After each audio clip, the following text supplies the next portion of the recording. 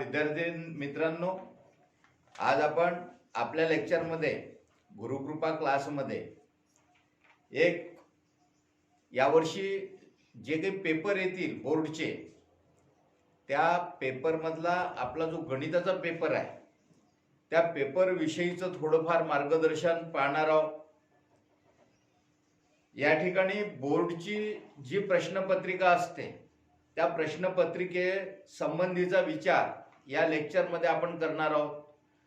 तर या वर्षीच्या किंवा प्रत्येक वर्षीच्या जो नवीन सिलेबस आलेला आहे त्या नवीन सिलेबसमध्ये प्रश्न क्रमांक 1A यामध्ये MCQ चे प्रश्न असतात।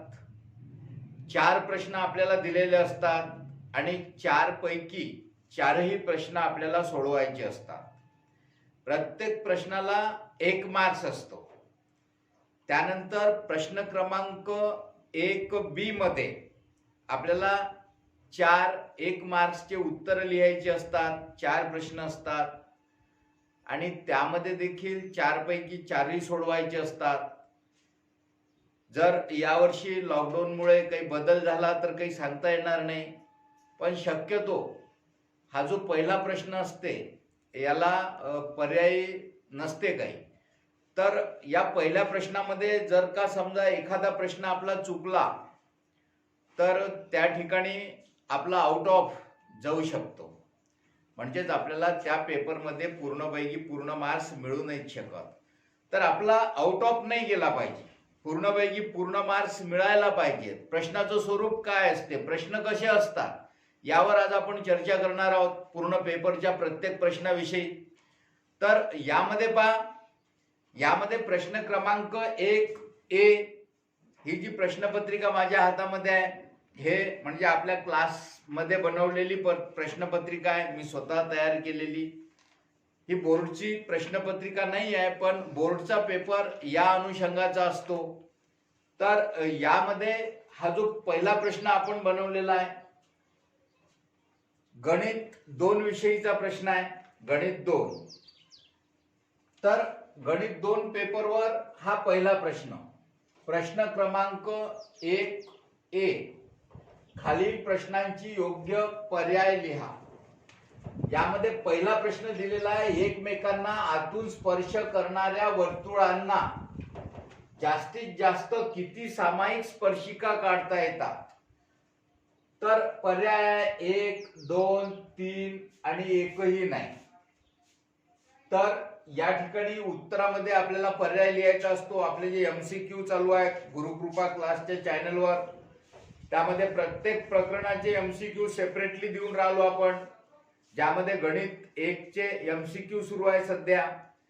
तर यामध्ये हे जे 4 पर्याय आपल्याला दिलेले आहेत यापैकी योग्य पर्याय कोणता? तर एकमेकांना आतून स्पर्श करणारे वर्तुळ आहेत, म्हणजेच आंतरस्पर्शी वर्तुळ आहेत। आंतरस्पर्शी वर्तुळांचा स्पर्शबिंदू जो असतो तो त्या एका स्पर्शबिंदूमधून आपल्याला किती स्पर्शिका काढता येतात, सामायिक स्पर्शिका? तर त्यामधून फक्त आपल्याला 1 आणि 1च स्पर्शिका काढता येते। तर या पहिल्या प्रश्नाचं उत्तर येते पर्याय A। उत्तरामध्ये लिहायचं पर्याय A, उत्तरामध्ये फक्त पर्याय लिहायचा असतो। तर पर्याय A हे पहिल्या प्रश्नाचं उत्तर आहे। हे पहा कसं आहे, तर या ठिकाणी आपण 2 वर्तुळे काढू, हे एक वर्तुळ आणि यामध्ये एक हे दुसरं असं आंतरस्पर्शी वर्तुळ। हा लहान वर्तुळाचा केंद्रबिंदू आणि हा मोठ्या वर्तुळाचा केंद्रबिंदू, हे दोन्ही वर्तुळे या ठिकाणी या बिंदूमध्ये स्पर्श करून राहिले आणि यामधून फक्त आपल्याला एकच स्पर्शिका काढता येते। त्यामुळे या प्रश्नाचं जे उत्तर आहे ते आहे 1 स्पर्शिका। जास्तीत जास्त किती स्पर्शिका काढता येतात? तर 1 नंबर। दुसरा प्रश्न पहा, या प्रश्न क्रमांक 2 मध्ये काटकोन त्रिकोणमध्ये काटकोन करणाऱ्या बाजूंची लांबी 24 सेंटीमीटर आणि 18 सेंटीमीटर आहे। 24 आणि 18 आहे, तर कर्णांची लांबी काढा। आपल्याला कर्णांची लांबी काढायची आहे। कर्णाची लांबी काढायची आहे, बाजूची लांबी दिलेली आहे, काटकोन करणाऱ्या बाजू आहेत, आपल्याला माहित आहे पायथागोरसनं काढता येते. कर्णाच्या लांबीचा वर्ग बरोबर एका बाजूचा वर्ग अधिक दुसऱ्या बाजूचा वर्ग, तर 24चा वर्ग 576 आणि 18चा वर्ग 324. 6 4 10, हातचा 1, 7 3 10, 1 आणि हे 9, म्हणजेच कर्णाचा वर्ग आला 900. 900 कशाचा वर्ग आहे तर 30चा आहे, म्हणून कर्णाची लांबी किती होईल 30. तर पर्याय क्रमांक सी होईल. उत्तरामध्ये लिहायचं प्रश्न क्रमांक 1A2चं उत्तर पर्याय सी. त्यानंतर तिसरा प्रश्न पहा. वर्तुळावरील दिलेल्या बिंदूतून वर्तुळास किती स्पर्शिका काढता येतात. वर्तुळावर जर एखादा बिंदू दिलेला असेल, या बिंदूमधून आपल्याला स्पर्शिका किती काढता येतात, तर स्पर्शिकेच्या व्याख्येनुसार स्पर्श त्रिज्या आणि स्पर्शिका परस्परांना लंब असतात, म्हणजेच फक्त एक आणि एकच स्पर्शिका काढता येते. वर्तुळावरील दिलेल्या बिंदूमधून वर्तुळास फक्त एक आणि एकच स्पर्शिका काढता येते. तर याचा उत्तर आहे 1. प्रश्न चौथा. 2 स्पर्शवर्तुळांच्या त्रिज्या 3 सेंटीमीटर आणि 4 सेंटीमीटर, तर त्यांच्या केंद्रातील अंतर काढा. आता केंद्रातील अंतर हे जर वर्तुळ आंतरस्पर्शी असतील तर याच्या केंद्रातील अंतर, स्पर्शवर्तुळांचे स्पर्शबिंदू आणि केंद्रबिंदू एकरेषीय असतात. या गुणधर्मानुसार 4 - 3 बरोबर 1 होईल. आणि जर बाह्यस्पर्शी वर्तुळ असतील तर 4 + 3 बरोबर 7 होईल. म्हणजेच याचं उत्तर येईल 7 आणि 1. 7 असेल किंवा 1 असेल, 7 किंवा 1. हे झालं त्यांच्या त्रिज्या केंद्रबिंदू मधील अंतर, 7 किंवा 1. समजलं ना कसं आलं. हा झाला प्रश्न पहिला ए. प्रश्न पहिला बी असते आपल्याकडे पेपरमध्ये. प्रश्न पहिला बी येते. खालील प्रश्नांची उत्तरे लिहा. तर हा प्रश्न देखील आपल्याला 1 मार्क्सचा असतो. 1 मार्क्सचा एक प्रश्न. यामध्ये 4 प्रश्न येतात, 4 पैकी 4 सोडवायचे असतात. तर प्रश्न ए बी मधून आपण पाहू काही प्रश्न या पेपरचे. बी मधला पहिला प्रश्न पहा. चक्रीय चौकोन एबीसीडी मध्ये, चक्रीय चौकोन एबीसीडी मध्ये कोन ए च्या मापाची दुप्पट, कोन ए च्या मापाची 2 पट ही कोन सी च्या मापाच्या 3 पटी एवढी आहे.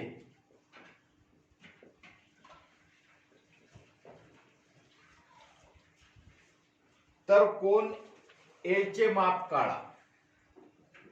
तर कोन ए चे माप काढा. आपल्याला इथं कोन ए चं माप विचारलेलं आहे, कधी कधी कोन सी चं माप विचारतात. तर इथं पहा, या प्रश्नाचं उत्तर कसं लिहायचं. चौकोन कोणता आहे, चक्रीय चौकोन आहे. चक्रीय चौकोनाचे सम्मुख कोण आहे ते ए आणि सी. चौकोन एबीसीडी दिलेला आहे. हा पहिला शिरोबिंदू आणि हा तिसरा शिरोबिंदू, म्हणजे सम्मुख शिरोबिंदू आहे ते, म्हणजे सम्मुख कोण आहेत ए आणि सी. चक्रीय चौकोनाचे सम्मुख कोण हे पूरक कोण असतात, म्हणून कोन ए अधिक कोन सी हे पूरक कोण आहेत. म्हणजे याच्या मापाची बेरीज 180 अंश आहे.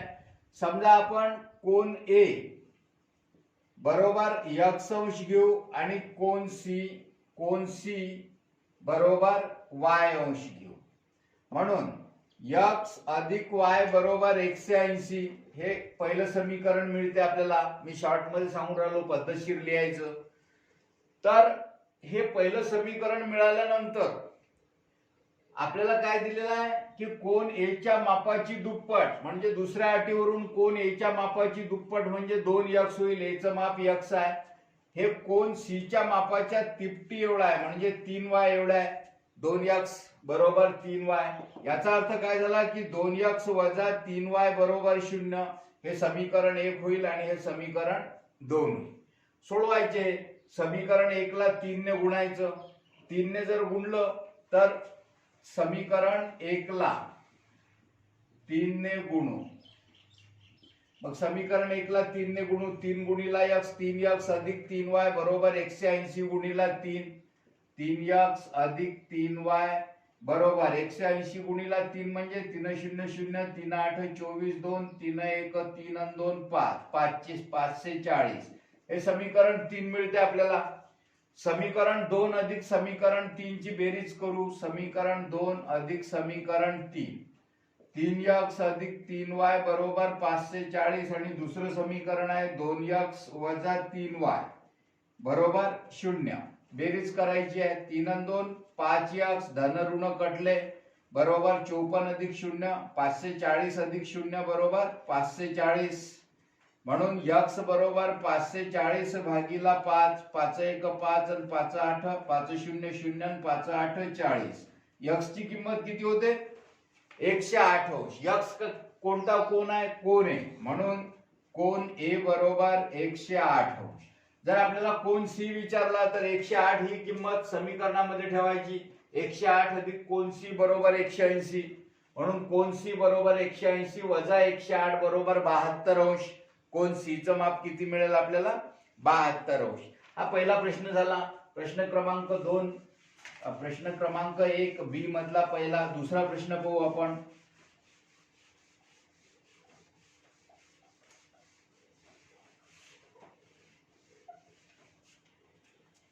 दुसऱ्या प्रश्नामध्ये पहा.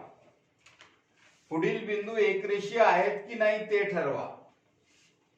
2 बी पुढील बिंदू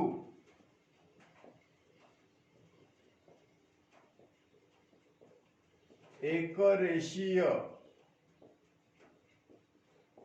आहेत की नाही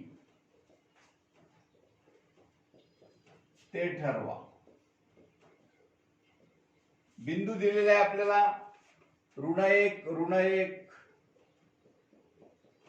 नंतर बी बिंदू 0,1 आणि सी बिंदू 1,3. हे एकरेषीय आहेत की नाही ठरवायचं आहे. एकरेषीय आहेत की नाही कसं ठरवता येईल तर अंतराच्या सूत्राने. पहा इथं डिस्टन्स ए बी काढायचं नंतर डिस्टन्स बीसी काढायचं आणि नंतर डिस्टन्स एसी काढायचं. डिस्टन्स ए बी कोणत्या सूत्राने काढला जाईल तर वर्गमुळात x2 वजा x1 कंसाचा वर्ग अधिक y2 वजा y1 कंसाचा वर्ग. x2 म्हणजे हा ए बी आहे. बी चा निर्देशक हा ए चा निर्देशक. ए चे निर्देशक याला आपण x1 y1 म्हणू. बी चे निर्देशक याला आपण x2 y2 म्हणू. डिस्टन्स ए बी या सूत्राने निघते x2 वजा x1 कंसाचा वर्ग अधिक y2 वजा y1 कंसाचा वर्ग. हे काहीतरी डिस्टन्स मिळेल आपल्याला. नंतर तसंच बीसी चं काढायचं याच सूत्राने. हे देखील काहीतरी डिस्टन्स मिळेल. आता आणि एसी चं काढायचं याच सूत्राने. हे देखील आपल्याला काहीतरी डिस्टन्स मिळेल. आता यामधल्या कोणत्याही दोन लहान डिस्टन्सच्या मापाची बेरीज किंवा लहान डिस्टन्सची बेरीज ही जर मोठ्या डिस्टन्स एवढी येत असेल तर ते 3 बिंदू एकरेषीय आहेत असं म्हणतात. आणि या पद्धतीने ते एकरेषीय आहेत किंवा नाही हे ठरवले जाते. तर आपण या ठिकाणी डिस्टन्स काढू.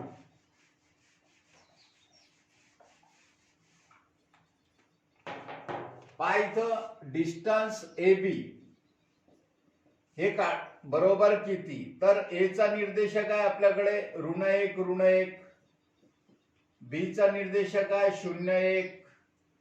आता डिस्टन्स ए बी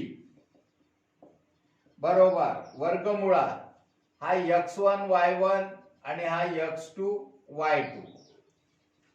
x2 वजा x1 म्हणजे 0 वजा वजा 1 कंसाचा वर्ग अधिक y2 बरोबर 1 वजा वजा 1 कंसाचा वर्ग बरोबर वर्गमुळात 0 ऋण गुणिला ऋण धन 1 म्हणजे 1 चा वर्ग अधिक चिन्ह 1 ऋण गुणिला ऋण बरोबर धन म्हणजे 1 आणि 1 2 चा वर्ग बरोबर 4.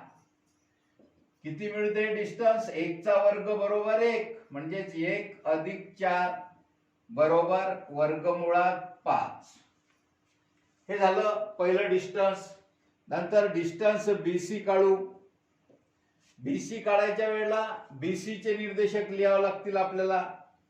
B चे निर्देशक लिहू 0,1 याला आपण x1 y1 म्हणू.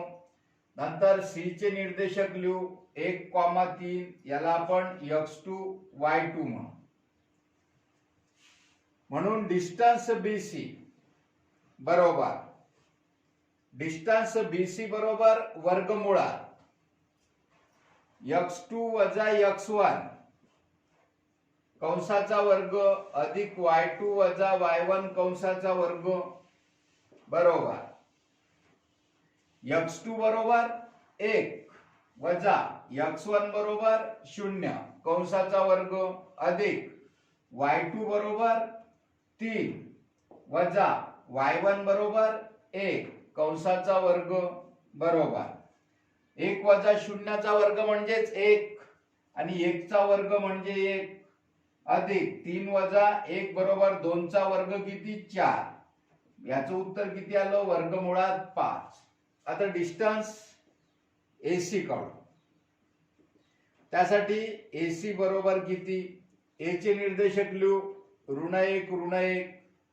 नंतर C चे निर्देशक लिहू 1,3 याला आपण x1 y1 म्हणू आणि याला आपण x2 y2 म्हणू.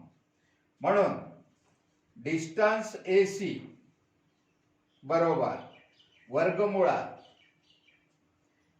x2 वजा x1 म्हणजेच 1 वजा वजा 1 कंसाचा वर्ग अधिक y2 3 वजा वजा 1 कंसाचा वर्ग बरोबर वर्गमुळात 1 ऋण गुणिला ऋण धन म्हणजे 1 अधिक 1 2 2 चा वर्ग किती 4 अधिक 1 ऋण गुणिला ऋण बरोबर धन 3 अधिक 1 बरोबर 4 आणि 4 चा वर्ग 16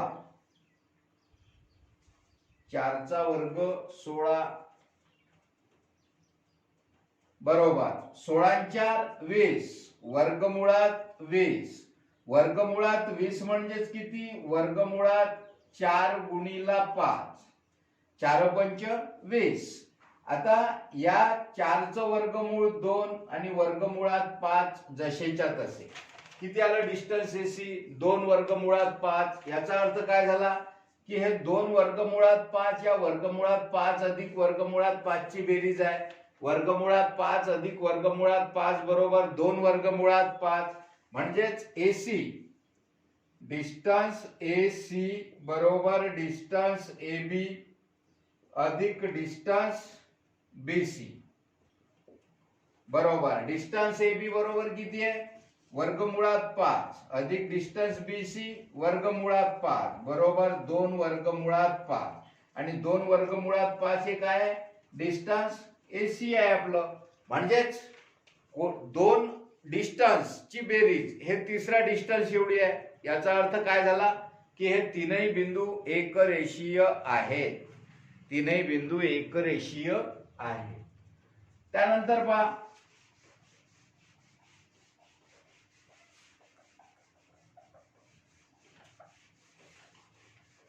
त्यानंतरचा प्रश्न आहे आपल्याकडे प्रश्न क्रमांक 3.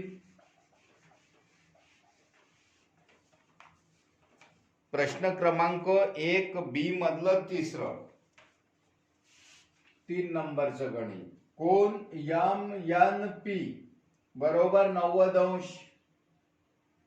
त्यानंतर दिलेला NQ लंब MP आणि एम क्यू बरोबर 9, क्यूपी बरोबर 4, तर एन क्यू काढा. एन क्यू बरोबर किती? त्रिकोण एम एन पी मध्ये हा एम एन पी काढू आपण. एक कोण एन बरोबर 90 चा आहे, हा M N P. N Q लंब एम पी, हा एन क्यू हा लंब आहे या एम पी वर. एम क्यू ची लांबी दिलेली आहे 9, क्यू पी ची लांबी दिलेली आहे 4 आणि एन क्यू काढायचा आहे. कशावर आधारित गणित आहे? भूमिती मध्यावर. या ठिकाणी काटकोन त्रिकोण मध्ये एन क्यू हा कर्णावर टाकलेला शिरोलंब आहे. कर्णावर टाकलेल्या शिरोलंबाला आपण भूमिती मध्य म्हणत असतो. म्हणून आपल्याकडे एक समीकरण आहे, एक गुणधर्म आहे, भूमिती मध्याचा वर्ग एन क्यू चा वर्ग बरोबर एम क्यू गुणिला क्यूपी बरोबर एम क्यू बरोबर 9 गुणिला क्यूपी बरोबर 4 आणि 9 चूक 36. काय भेटते आपल्याला? एन क्यू चा वर्ग. दोन्ही बाजूचं वर्गमूळ घ्यायचं. एन क्यू बरोबर किती? 6. हे झालं उत्तर, दोन्ही बाजूचं वर्गमूळ. त्यानंतरचा प्रश्न पहा.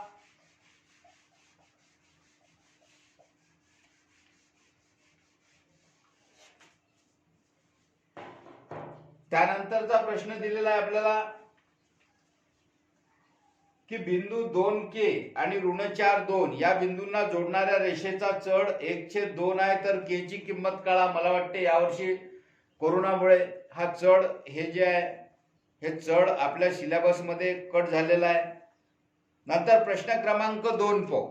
प्रश्न क्रमांक 2,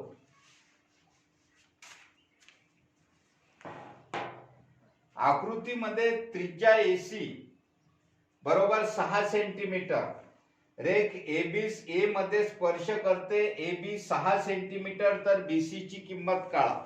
आता पहा, प्रश्न क्रमांक 2 जो असतो या प्रश्न क्रमांक 2 मध्ये 2A मध्ये आपल्याला 2 कृती पूर्ण करायच्या असतात.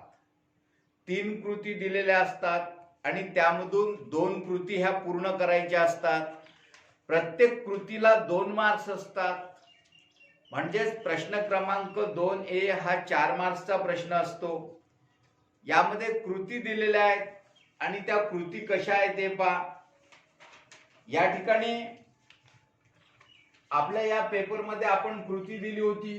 पहा, प्रश्न क्रमांक 2A. असं एक वर्तुळ काढलेला आहे. वर्तुळाचा केंद्रबिंदू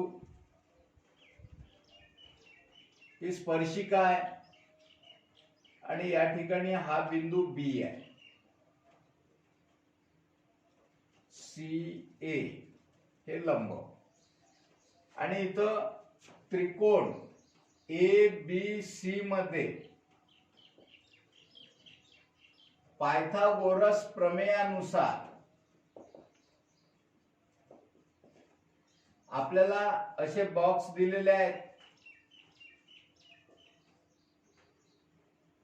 चा वर्ग बरोबर रिकामी जागा वर्ग अधिक AB वर्ग. या खाली दिलेला आहे हा बॉक्सचा वर्ग बरोबर 6 चा वर्ग अधिक बॉक्सचा वर्ग बरोबर रिकामी जागा अधिक रिकामी जागा.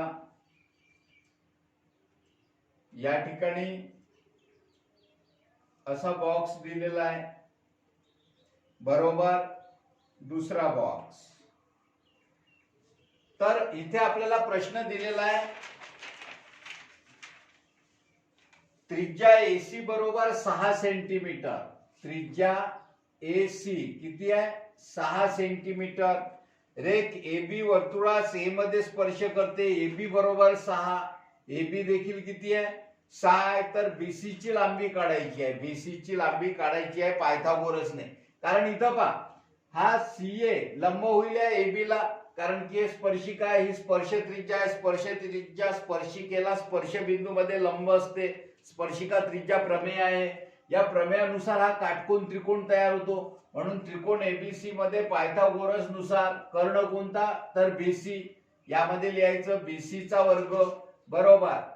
इथं एबी वर्ग दिलेला आहे, म्हणजेच इथं सीए वर्ग म्हणजेच एसी चा वर्ग. म्हणून बीसी चा वर्ग बरोबर एसी बरोबर 6 आहे. 6 चा वर्ग अधिक एबी बरोबर देखील 6 आहे. म्हणून याही बॉक्स मध्ये 6 लिहायचे. 6 चा वर्ग किती, 36 अधिक 6 चा वर्ग 36. म्हणून बीसी चा वर्ग, म्हणून बीसी चा वर्ग आपल्याला डायरेक्ट बीसी काढायची आहे. यामध्ये 36 अधिक 36 72 होतात. म्हणजे जिथं लिहावं लागेल 6 वर्गमुळात 2. 6 चा वर्ग 36 आणि 36 गुणिला वर्गमुळात 2. पहा कसं हे लक्षात घ्या.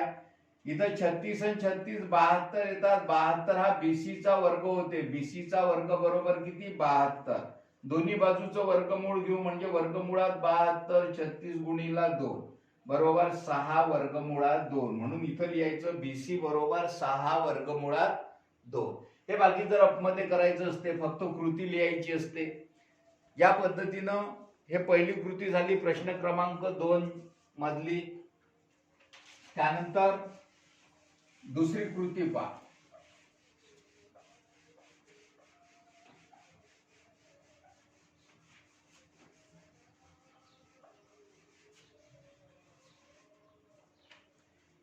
प्रश्न क्रमांक 2A कृती नंबर 2.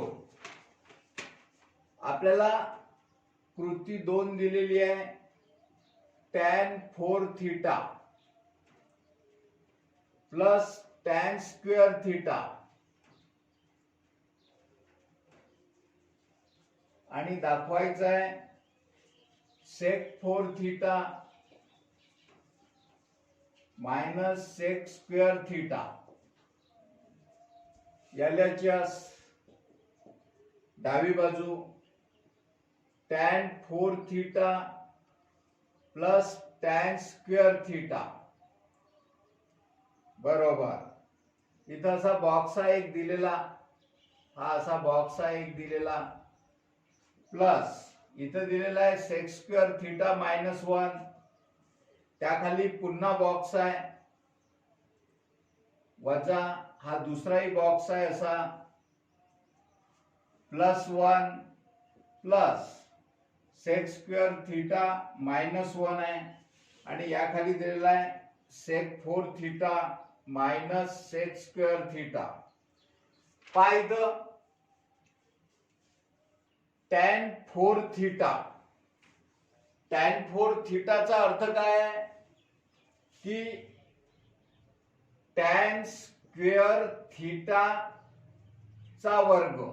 tan स्क्वेअर थीटाचा वर्ग. हा tan 4 थीटा आपण असंही लिहू शकतो, tan स्क्वेअर थीटाचा वर्ग plus tan square theta plus tan square theta. या tan 4 थीटाच्या ऐवजी या बॉक्स मध्ये लिहावं लागेल आपल्याला tan स्क्वेअर थीटा आणि tan स्क्वेअर थीटाच्या ऐवजी sec स्क्वेअर थीटा मायनस 1. कारण की नित्य समानता आहे.